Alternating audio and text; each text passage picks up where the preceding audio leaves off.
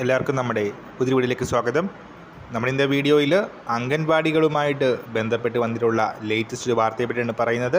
Video കിടക്കുന്നതിന് മുന്നേ നമ്മളുടെ ചാനൽ കാണുന്നവർ ചാനൽ സബ്സ്ക്രൈബ് ചെയ്തേക്കുക. അതുപോലെ തന്നെ ഈ വീഡിയോ ഇഷ്ടപ്പെട്ടിട്ടുണ്ടെങ്കിൽ വീഡിയോ ലൈക്ക് ചെയ്യുക, വീഡിയോ മാക്സിമം ഷെയറും കൂടെ ചെയ്തേക്കുക. അപ്പോൾ ഒരു അംഗൻവാടിയിൽ ഒരു ഹെൽപ്പർ പോസ്റ്റും ഒരു ടീച്ചർ പോസ്റ്റുമാണ് നിലവിലുള്ളത്.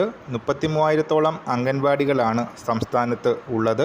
ഇതിൽ തന്നെ 66,000-ഓളം സ്റ്റാഫുകൾ വർക്ക് ചെയ്യുന്നു. വളരെ പ്രധാനപ്പെട്ട ഒരു വാർത്ത അംഗൻവാടികളുമായിട്ട് ബന്ധപ്പെട്ട് ഇപ്പോൾ വന്നിട്ടുണ്ട്. നിലവിൽ 10 വർഷത്തിന് മുകളിൽ എക്സ്പീരിയൻസ് ഉള്ള അംഗൻവാടി ടീച്ചറിൻ്റെ സാലറിയായിട്ട് വരുന്നത് 13,000 രൂപയാണ്.